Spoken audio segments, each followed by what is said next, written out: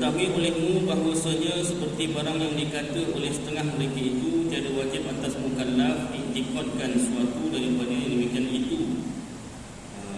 Ulama kata setengah mereka itu ulama lah mengatakan tiada wajib mukallaf, orang yang wajib menanggung dosa pahala, iktikadkan, percaya, yakin dalam hati sesuatu yang demikian itu tentang sifat wujud itu sifat ataupun hal kan.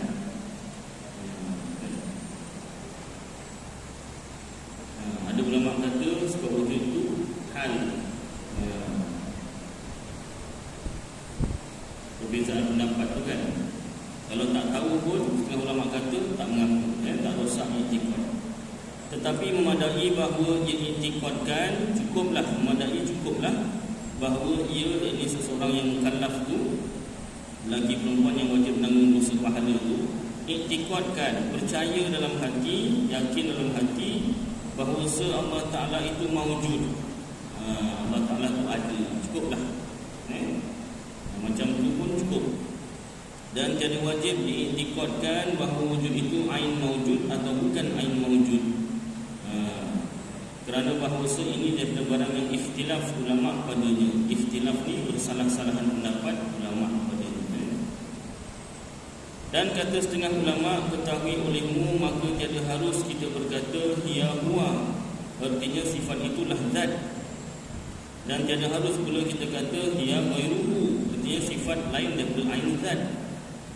Dan tiada harus pula kita kata zat dan sifat dua syai'un. Dan tiada harus kita katakan zat dan sifat itu syai'un, yang satu.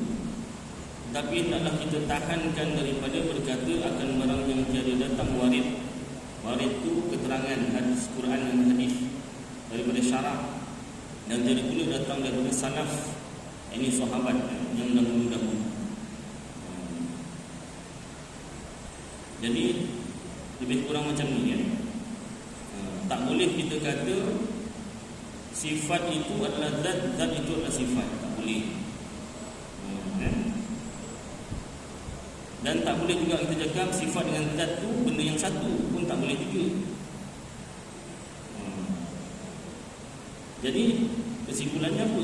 Zat tu lain, sifat tu lain. Walaupun lain tidak bercerai tanggal. Contoh Zaid. Zaid ni budak pandai. Maaf kalau nama Zaid sini, tapi contoh yang baik ni. Contoh yang baik. Zaid pandai. Cikgu cakap Zaid ni pandai orang ni. Hari terbuka kan.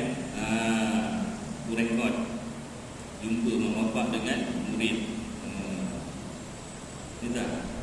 Siapa yang tak jumpa hari terbuka? Semua jumpa kan. Yang sekolah semua jumpa lah. Melainkan yang tak sekolah lah. Yang sekolah semua jumpa. Anak saya macam mana cikgu? Bapak tanya kan. Itu antara cikgu lah nak jujur ke ataupun tidak. Cikgu yang jujur, anak cik ni ya Allah gelap serpan. Oh itu kalau sekolah kerajaan mungkin boleh lagi kan. Itu pun tak pun sama juga tu. Kalau sekolah swasta terus esok teman cikgu saya cek sekolah lain. Cikgu yang jujur lah kan. Tapi macam melampau sangat ayat cikgu tu kan. Anak awak ni saya pernah jumpa sepanjang 20 tahun saya cikgu tak pernah jumpa itu. Itu kecewa betul mak bapak kan. Kalau nak jujur sekali pun susun dah ayat baik-baik kan. Minta maaf lah encik, saya ni bukan apa untuk kebaikan anak encik juga ya. Dia ni kat sekolah agak degil lah. Tak degil sangat, sikit je kan. Sikit je degil. Contoh kan, sunnah yang baik. Ya tak? Jadi minta tolonglah encik kat rumah, tolong tengok-tengokkan bawa kita sekolah ke apa kan. Siaplah. Mak bapak pun terimalah nanti yang terbuka kan. Cikgu boleh susun ayat juga. Ayat macam tadi tu. Kalau cikgu sendiri pun anak dia sekolah, cikgu lain cakap pasal anak dia pun tak terima. Jadi cakap baik-baik. Kalau cikgu yang nak sembunyikan, nak selamatkan anak murid dia, tu bahaya juga lah kan. Anak cik ni bagus, baik, kerja sekolah semua buat. Tolong cikgu apa kan. Kalau betul memang baguslah kan. Alhamdulillah. Baik. Nak jujur pun tak, nak jujur sangat pun tak boleh. Boleh susun ayat. Baik. Tak jujur bahaya. Takut mak bapak dia ingat memang anak dia baik kan. Tapi jujur cakap lah, cikgu-cikgu ni sebenarnya kalau nak cerita pasal hari terbuka memang nak cakap semua tentang masalah anak tu kan. Cuma tak sampai hati. Yang keduanya, nak nyusun ayat tu kadang tak pandai.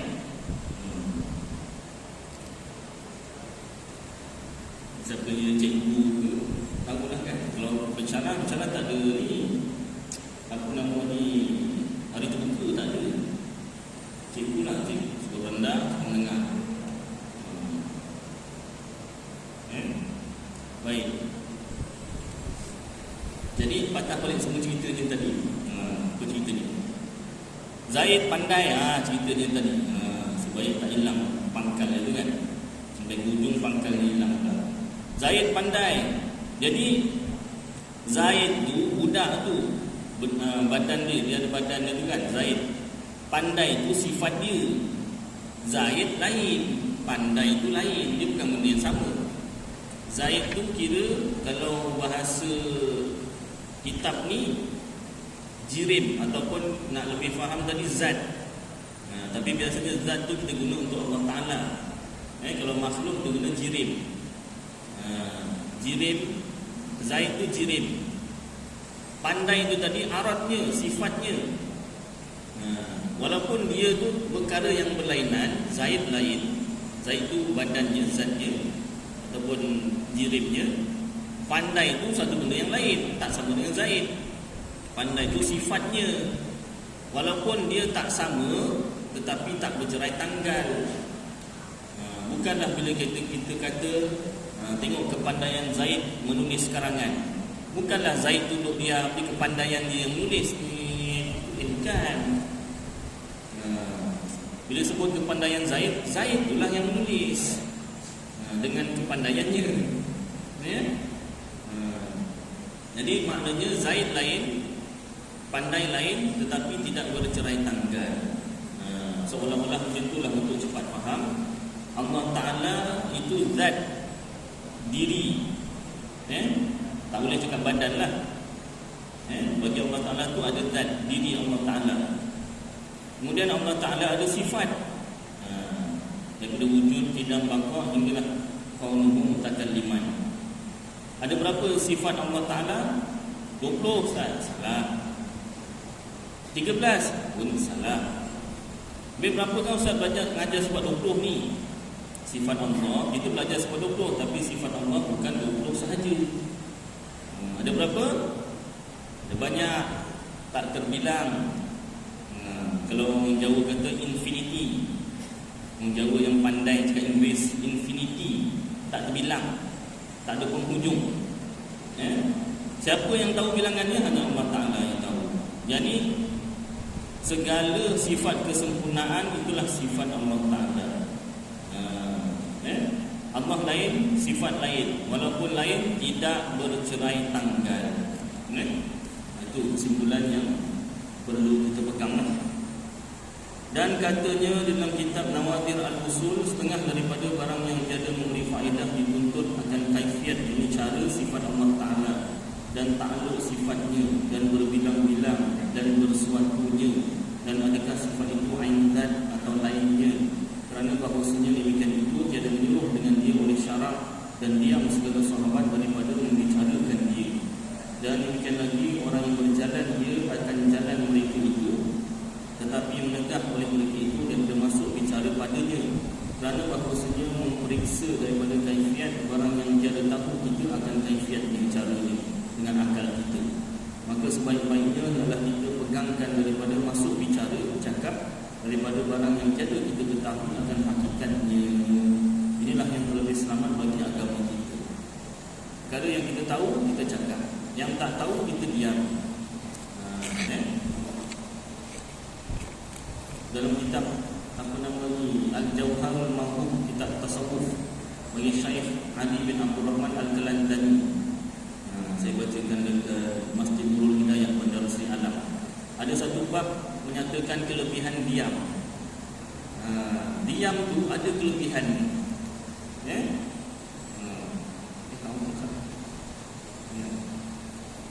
Jadi diam tu kelebihannya salah satunya, kalau perkara yang kita tak tahu, kita diam, itu besar kelebihannya. Salah satu kelebihan diam. Tapi kalau cikgu tanya kat sekolah, jangan pula diam. Mau tak jawab. Ustaz Aidil kata diam tu baik, ada kelebihan. Tak kena tempatnya. Kadang budak ni kena cakap terang juga. Dia duduk kuliah, dia tengok, dia budak kadang dengar macam tak dengar kan, macam main-main, bual dengan kawan. Part tu dia dengar tu, diam ada kelebihannya. Part tu pula dia dengar, dia pegang. Dah sampai sekolah, cikgu tanya sepatah agam tak jawab. Ya, macam nak lempang tu je juga. Ada budak kata tu, awak apa nama bawa buku tak? Buat dia je, macam kita cakap dengan kursi meja. Pakal anak orang. Ringan je tangan. Ya. Jadi diam kena pada tempatnya lah. Diam pada tempatnya, iaitu perkara yang kita tak tahu, kita diam. Perkara diam ni tuan-tuan, bukannya untuk orang awam macam saya, macam kita ni. Para ulama, banyak para ulama diam bila diajukan soalan. Bila diajukan soalan tu dia tak dapat jawab, dia cakap apa? Saya tak tahu. Ulama-ulama besar, ulama tauhid, ulama fikih, ulama tasawuf, pernah ditanyakan soalan.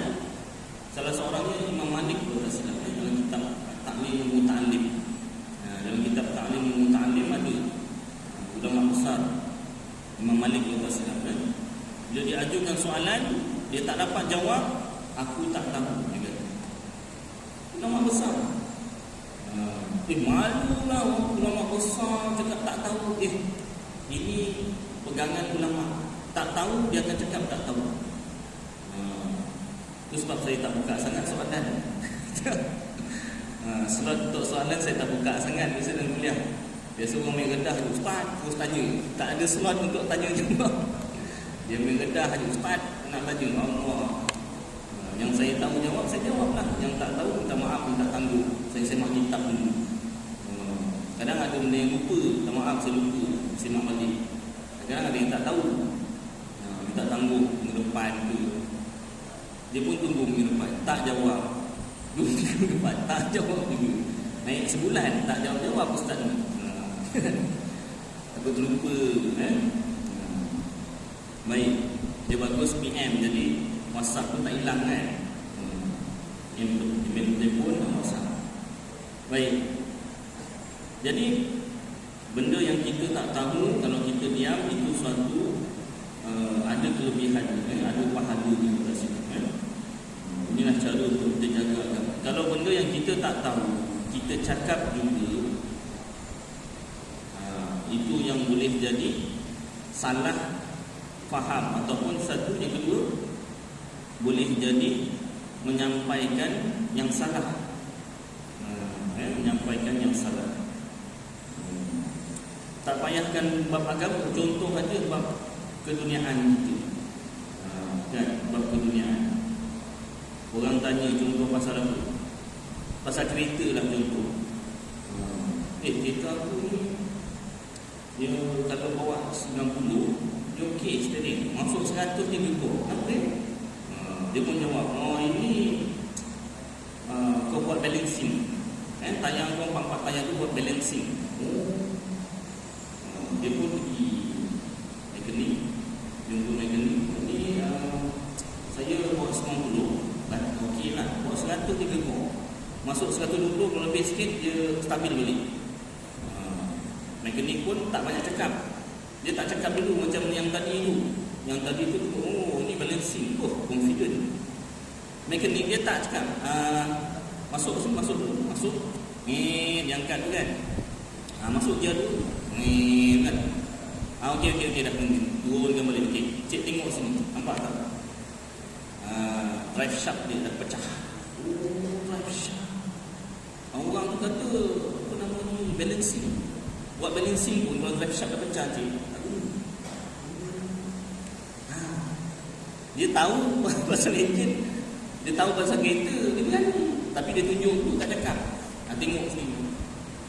Yang tadi tu confident. Ini balancing. Wah. Kalau saya tak tanya mekanik tu, mengikut je habis.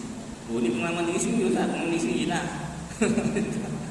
Nanya-nanya pun tak boleh sembarangan orang dia tanya kan. Nanya tu boleh, percaya jangan dulu. Nak tanya yang betul pakar tak apa. Itu bab apa nama ni, bab keduniaan. Habis macam mana cakap balik dengan yang balancing tadi? Apa benda balancing? Kau yang tak balance. Bukan balancing lah, drive shaft. Kau tahu kan? Tunggu mekanik. Aku tanya kau tu, ingatkan kau tahu kan? Kau je salah tahu. Kalau betulkan balancing dulu, tak betulkan drive shaft, tak guna kata mekanik. Jadi maknanya kalau tak tahu ya, mungkin kereta dia pernah macam tu, balancing dia betul. Jadi dihukumkan semua kereta macam kereta dia. Asal gegar je 100 km sejam gegar je balancing lah.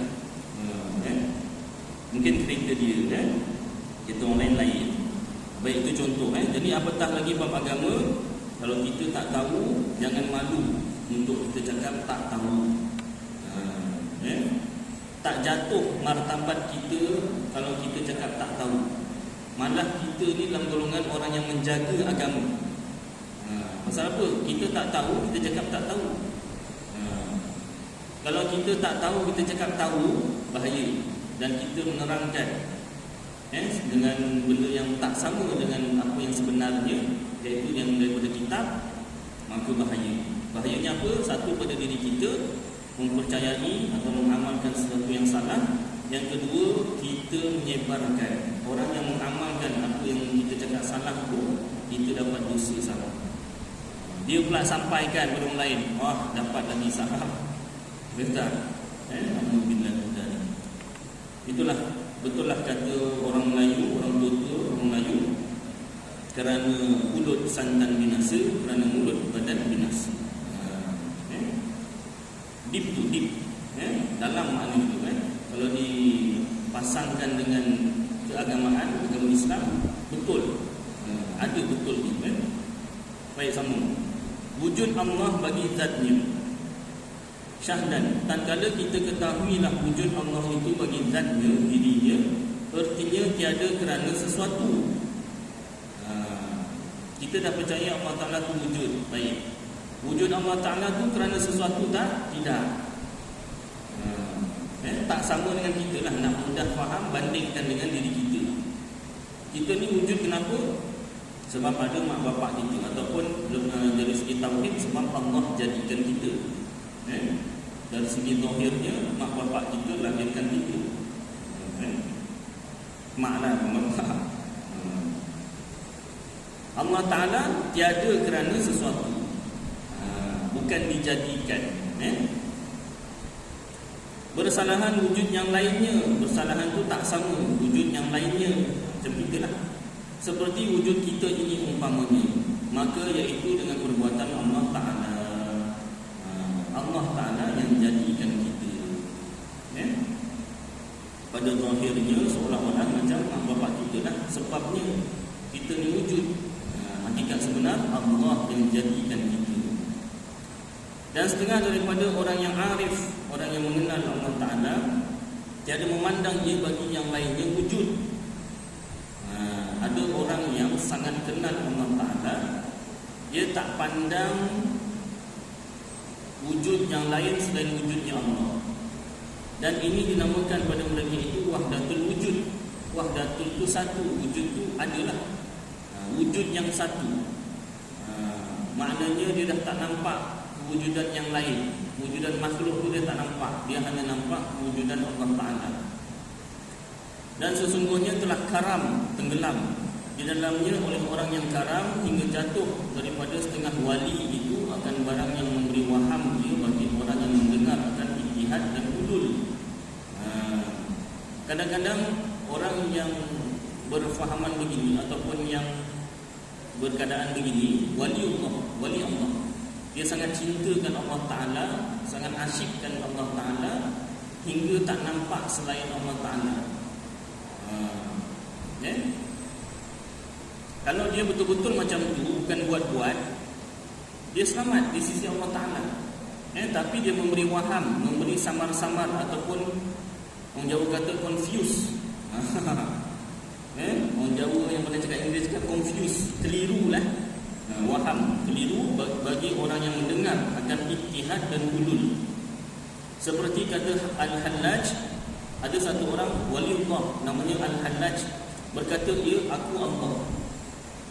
Hallaj ni wali Allah, tapi dia ni sangat cintakan Allah Ta'ala sampai satu tahap dia tak nampak wujudan yang lain termasuk wujudan dirinya, melainkan dia hanya nampak wujudan Allah Ta'ala.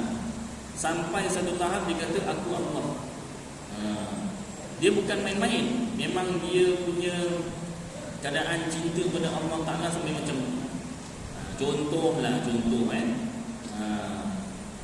si seorang lelaki ni cintakan si seorang perempuan. Contoh Laila Majnun lah, contoh kan. Tapi kalau zaman moden ni Laila Majnun macam tak menunjuk sangat cerita ni. Cerita apa? Apa cerita drama yang cinta-cinta ni? Tak ingatlah apa cerita kan. 7 hari bercetain ke apa ke kan. Ustaz tengok, tertengok. Orang rumah yang suka tengok, dia yang cerita. Dengar je lah kan dengan cerita. Ada episod 2 part 2 pula kan? Baik. Jadi tak tahu macam cerita kan, nak gambarkan seseorang lelaki yang terlalu cintakan seorang perempuan ni sanggup buat apa sahaja. Contoh yang kalau cerita dulu Laila Majnun lah kan. Lagi apa? Itu orang putih pun ada, Rapunzel ke apa ke kan. Kalau yang itu apa? Yang apa nama buat sajak tu pun putih tu. Apa tak nama dia, lupa juga. Buat sajak cinta je. Pun ada juga kan. Tak apa nama ingat.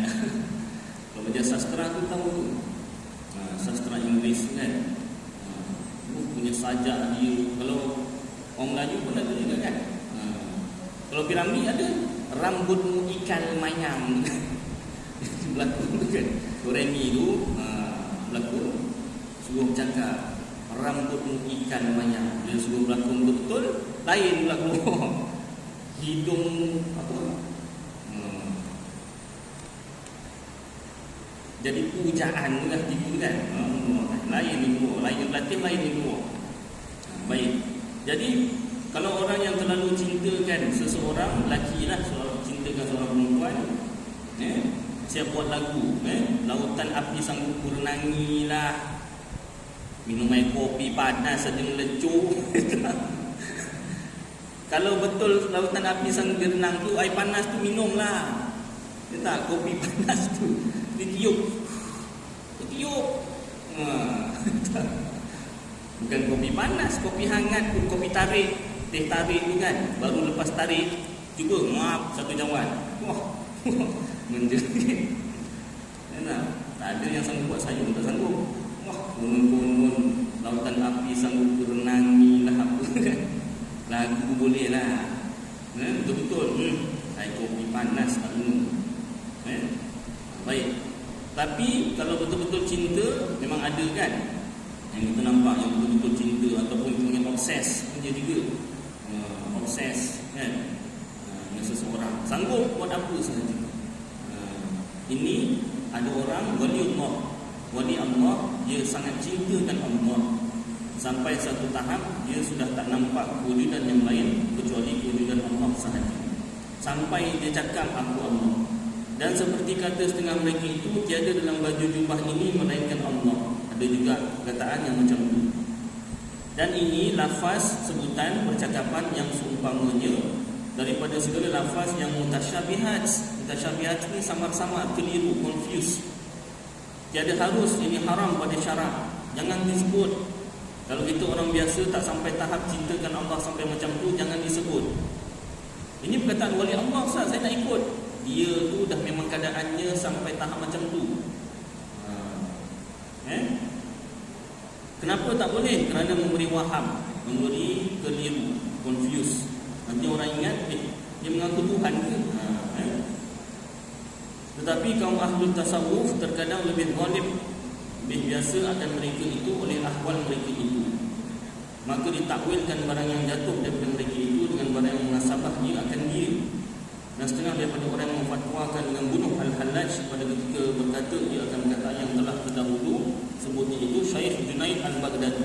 Syekh Junaid Al-Baghdadi menyuruh Al-Hallaj ni wali Allah, bila dia sebut aku Allah ataupun tiada dalam jumlah aku melainkan Allah, Syekh Junaid Al-Baghdadi ulama suruh bunuh, hukum bunuh. Seperti mana disebut dalam kitab Syarahul Kubra, kitab Syarahul Kubra. Kenapa dia suruh hukum bunuh?